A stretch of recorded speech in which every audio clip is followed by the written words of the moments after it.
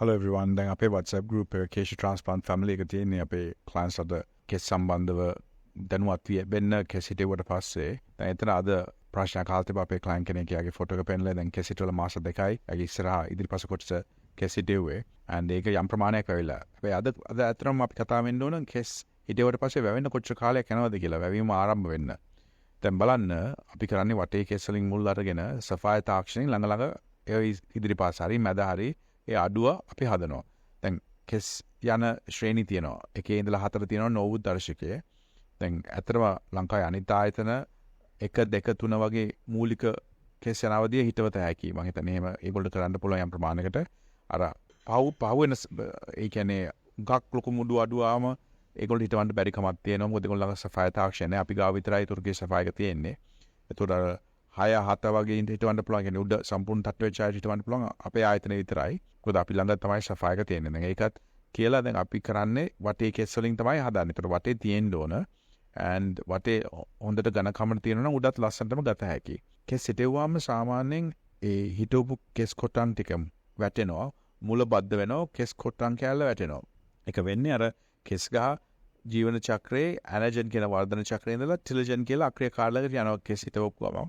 ඒක සාමාන්‍ය මාස 3ක් විතරයි. ඒක ඇත්තටම කෙස් මතුවෙන්න මාස 3ක් තල වශයෙන් යනවා. හැබැයි අපි කවුරුත් පොඩ වෙනස්. ඉතින් අර මේ ක්ලයන්ට්ගේ මාස 2කෙදිත් වර්ධනයක් පටන්ගෙන.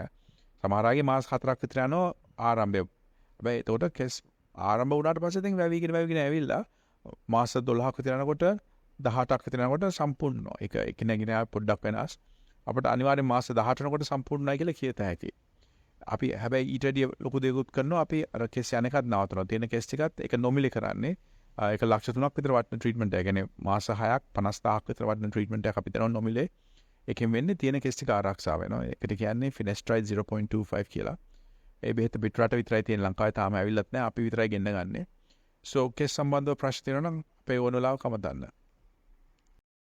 34% of Colombo district had diabetes, while another 1/3 had high blood sugar levels. It was found that Sri Lanka has the highest rate of diabetes in all of Asia and one of the highest in the world. 38% of Sri Lankans with diabetes have not been diagnosed. In other words, 1 million Sri Lankans do not know that they have diabetes. Diabetes is more common in Sri Lankans who are overweight and those who are better off or living in developed areas of the country. The highest rates are seen in Western Province, Jaffna, and some parts of the Northern and Eastern Province.